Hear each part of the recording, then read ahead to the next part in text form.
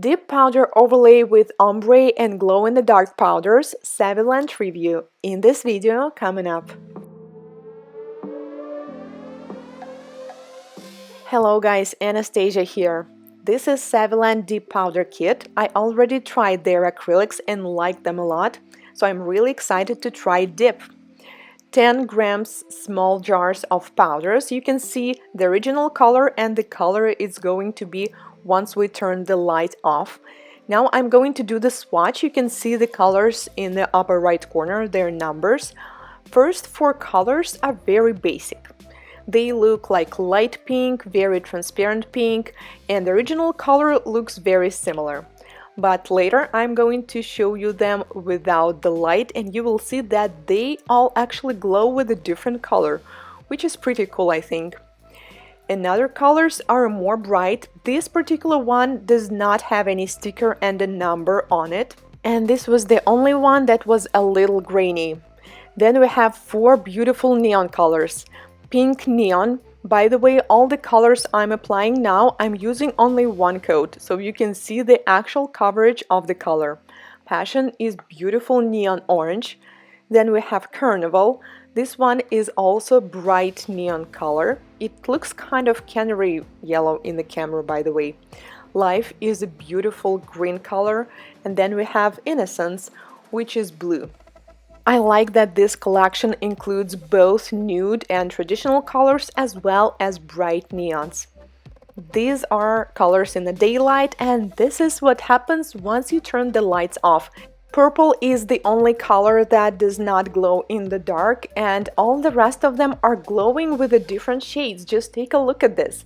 Some of them are glowing like a light bulb in the night, some of them not so much, but it also depends on the application. If you apply the powder thicker, then it will have more glow, and as the coat is thinner, it will be a little less. This is my client for today. Gel overlay, about 3 weeks old, pretty standard, nothing extreme, so I'm going to file it off with a ceramic bead. The speed is 22,000 rotations per minute. Between us, is this love or lust or some game on repeat? Like making me crazy.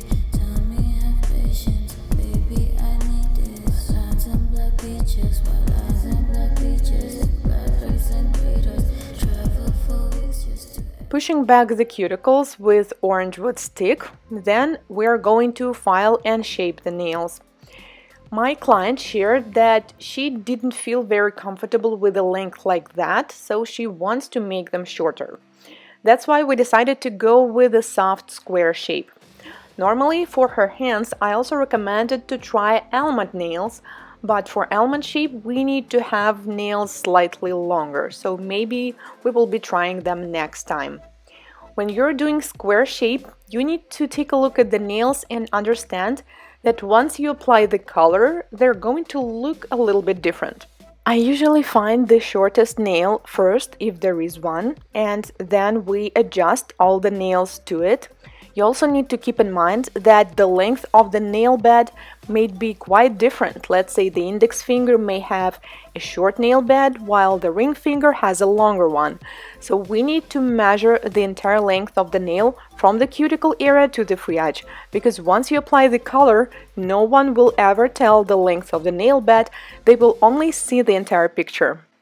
When doing natural nail overlay, whether it's dip or gel, it is also important to soften the corners a little bit to avoid product peeling from the corners. Then I'm going to do a dry manicure prep. This is flame bead with red abrasive mark. As you can see, there is no mark anymore since it came off as I was sterilizing my tools.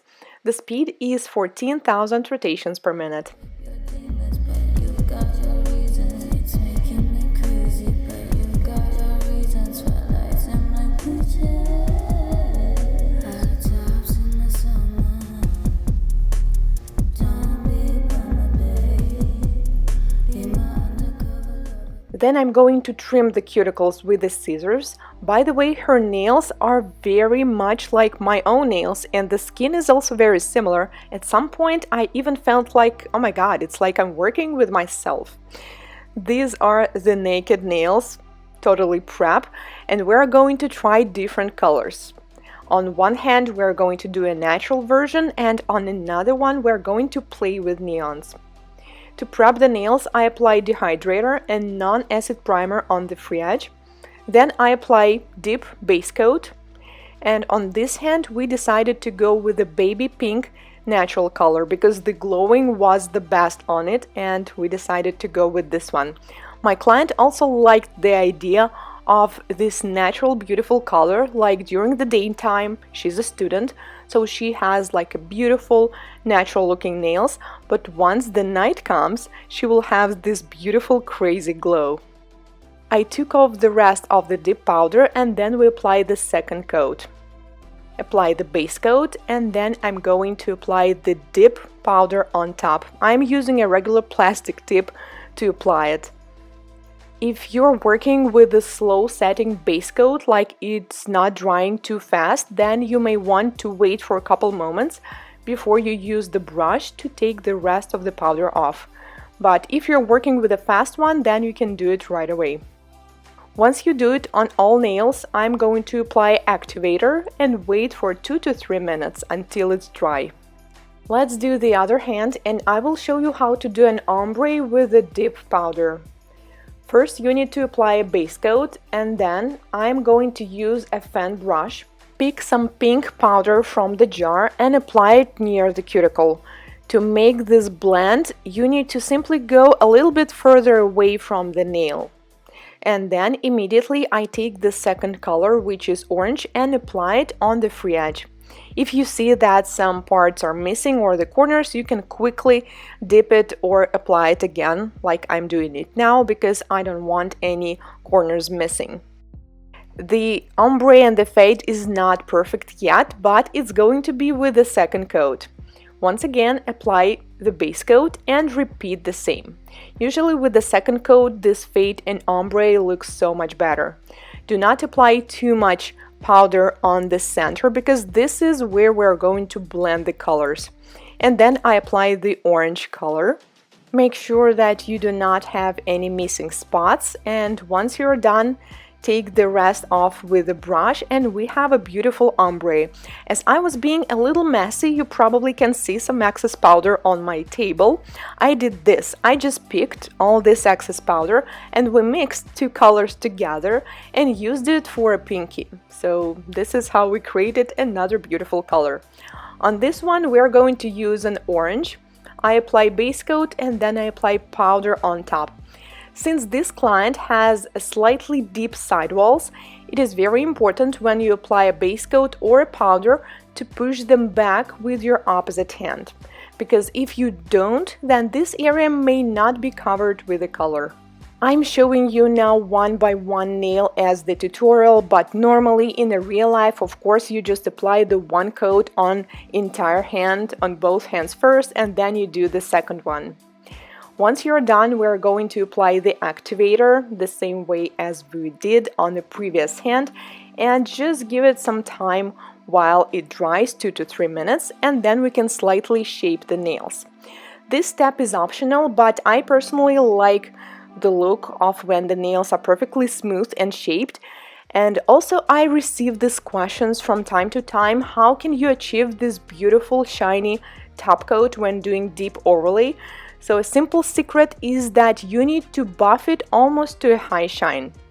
I always shape the nails, the sidewalls and the cuticle area. You may also use an e-file to do the cuticle area, but I decided to go just with the regular 180 file, and then I buff it with 180 grit buffer and then 220 grit buffer as well. Take a look at the shape, and if you're not happy with it, then you may want to file the sidewalls or the free edge, and we are done. I already like how these colors look before applying any top coat.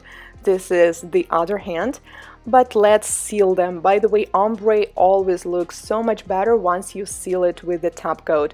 So I apply it on both hands, one coat, but if it's not shiny enough, then you can always dry the first coat and then use the second one for a better shine.